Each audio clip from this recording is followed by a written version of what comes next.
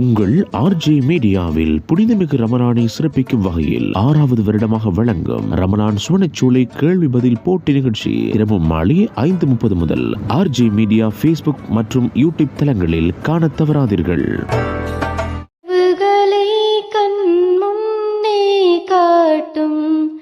கலைகளை நன்றே நீலை நாட்டும் முயற்சிக்கு என்றும் முதலிடம் தருமே முதன்மை மிகுந்த பயிற்சியின் களமே ஆர்ஜே மீடியா எங்கள் ஆர்ஜே மீடியா ஊடகத்துறையின் உயரிய நாமம் உன்னத சேவை அதுவே வேதம் கல்வி கற்கும் மாணவரைவர்க்கும் கருசேர வழி காட்டும் பாலம் ஆர்ஜே மீடியா எங்கள் ஆர்ஜே மீடியா. أعوذ بالله من الشيطان الرجيم بسم الله الرحمن الرحيم تبارك الذي بيده الملك وهو على كل شيء قدير الذي خلق الموت والحياة ليبلوكم أيكم أحسن عملا وهو العزيز الغفور الذي خلق 7 سماوات طباقا ما ترى في خلق الرحمن من تفاوت فارجع البصر هل ترى من فطور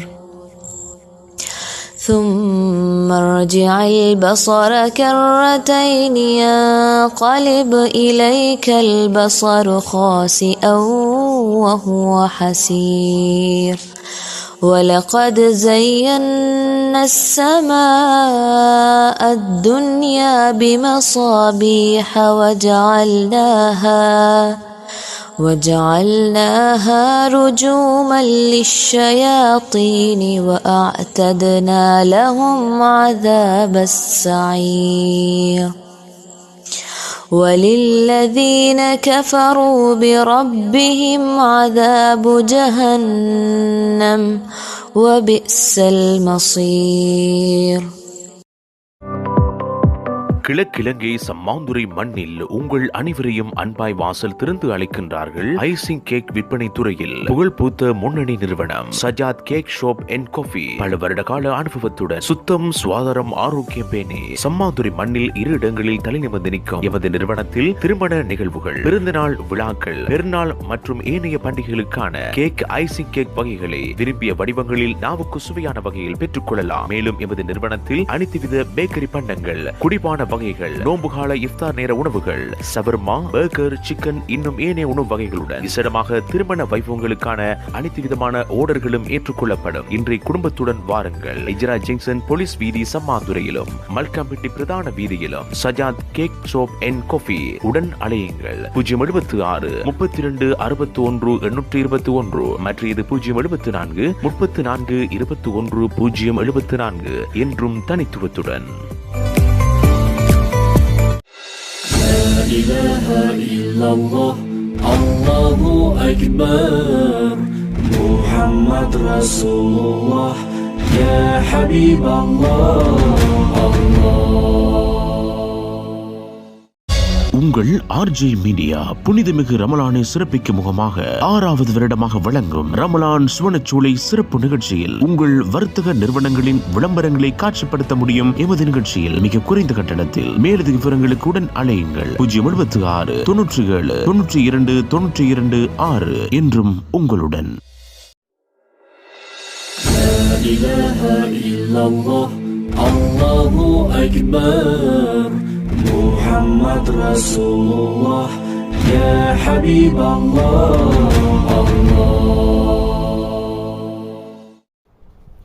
بسم الله الرحمن الرحيم الصلاة والسلام على أشرف الأنبياء والسيد المرسلين وعلى آله وصحبه ومن تبعهم بإحسان إلى يوم الدين.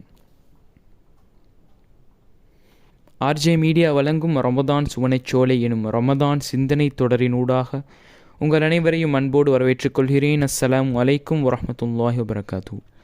நாம் இன்று பேச இருக்கும் தலைப்புதான் அல் அம்ரு பில் மஅரூஃப் வன் நஹ்யு அனில் முன்கர், நன்மையை ஏவி தீமையை தடுத்தல். அல்லாஹு தஆலா இப்பாரிய பிரபஞ்சத்தை படைத்து அதிலே பல கோடி ஜீவராசிகளையும் படைத்து அவற்றிலே முதன்மையான கண்ணியமான படைப்பினமாக மனித இனத்தை ஆக்கி அருளியுள்ளான்.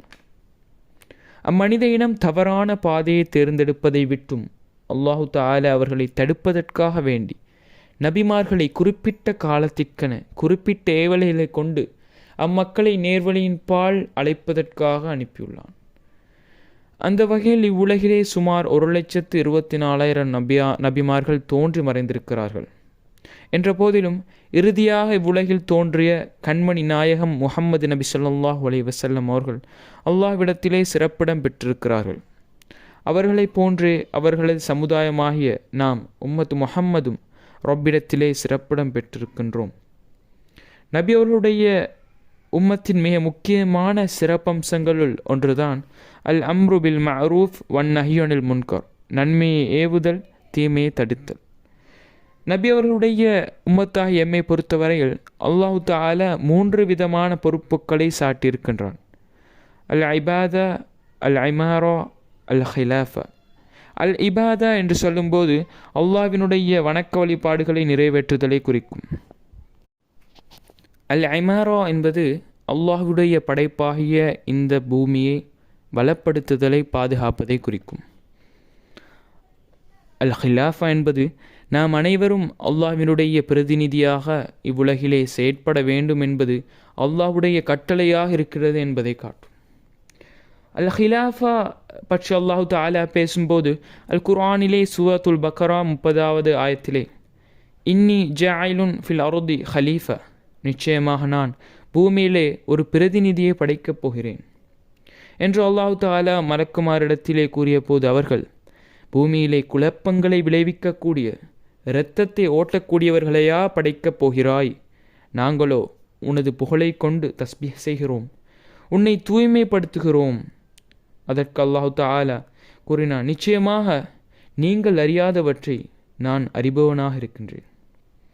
இதன் மூலம் எமக்கு தெளிவாகின்றது என்னவென்றால் அல்லாஹ்வினுடைய பிரதிநிதியாக செயல்படுவது என்பது வெறும் வணக்க வழிபாடுகளுடன் சுருங்கிக் கொள்வது மாத்திரமல்ல, மாறாக அவனது தீனை மார்க்கத்தை மேலோங்கச் செய்வதற்காக வேண்டி வியர்வை சிந்தி கஷ்டப்பட வேண்டியதொரு பொறுப்பாக இருக்கிறது. நாம் மக்களுக்கிடையில் எந்தளவுக்கு நன்மைகளை ஏவ முற்படுகின்றோமோ அந்தளவுக்கு அவர்களுக்கு மத்தியில் இருக்கக்கூடிய தீமைகளை களைவதையும் தலையாய பொறுப்பாக கவனத்திற்கொள்ள வேண்டும். நபி அவர்கள் கூறினார்கள், உங்களில் யார் ஒருவர் மக்களுக்கு மத்தியில் ஒரு தீமையை காண்கிறாரோ அவர் அதனை தன் கையால் தடுக்க முயற்சிக்கட்டும். அவ்வாறு முடியாவிடின் தன் நாவால் தடுக்கட்டும். அதுவும் முடியாவிடின் அந்த செயலை, அந்த பாவத்தை தனது உள்ளத்தால் வெறுக்கட்டும். அதுவே ஈமானின் மிக பலவீனமான நிலையாக இருக்கின்றது என்று கூறினார். ஆதாரம் முஸ்லிம்.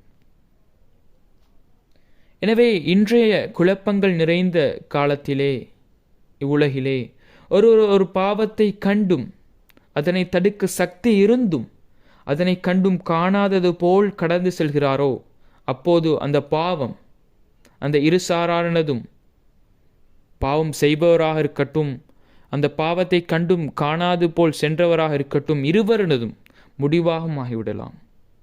அதற்கு நபி அவர்கள் ஒரு உதாரணத்தை கொண்டு விளக்கினார்கள். ஒரு கப்பலிலே மேல்தட்டிலே சிலரும் கீழ்த்தட்டிலே சிலரும் பிரயாணம் செய்கிறார்கள்.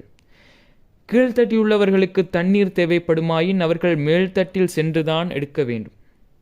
எனவே கீழ்த்தட்டில் உள்ளவர்கள் அப்படி செல்வது மேல்தட்டில் உள்ளவர்களுக்கு இடைஞ்சலாக இருக்குமோ என்று நினைத்து நமக்கு கீழேதான் தண்ணீர் இருக்கிறதே, எனவே நாம் கீழ்ப்பகுதியிலே ஓட்டை போட்டு தண்ணீரை எடுத்துக்கொள்ளலாம் என நினைக்கிறார்கள். இச்செயலை மேல்தட்டில் உள்ளவர்கள் தடுத்தால் இருவரும் தப்பித்துக் கொள்வார்கள், பிழைத்துக் கொள்வார்கள். அவ்வாறு இல்லாவிடின் அவர்கள் கீழ்த்தட்டுள்ளவர்கள் ஓட்டை போடப் போகிறார்களா, போட்டுவிட்டு செல்லட்டும் என்று நினைத்தால் இருவருமே மூழ்கும் அபாயத்திற்கு உள்ளாவார்கள். எனவே நபி அவர்கள் மேற்படி கூறியது போலவே ஒரு சமூகத்தை நேரான வழியிலே செலுத்த நன்மையை ஏவுவதும் தீமையை தடுப்பதும் ஒரு தலையாய மந்திரமாக நாம் அமைத்து கொள்ள வேண்டும். எமது வாழ்க்கையில் நாம் இந்த கொள்கையை நிச்சயமாக பின்பற்ற வேண்டும். எமது பொறுப்பாக இதனை நினைத்து எமது வாழ்க்கையை அமைத்து கொள்ள வேண்டும். வாஹிர் தஅவானா அல்ஹம்துலில்லாஹி ரப்பில் ஆலமீன்.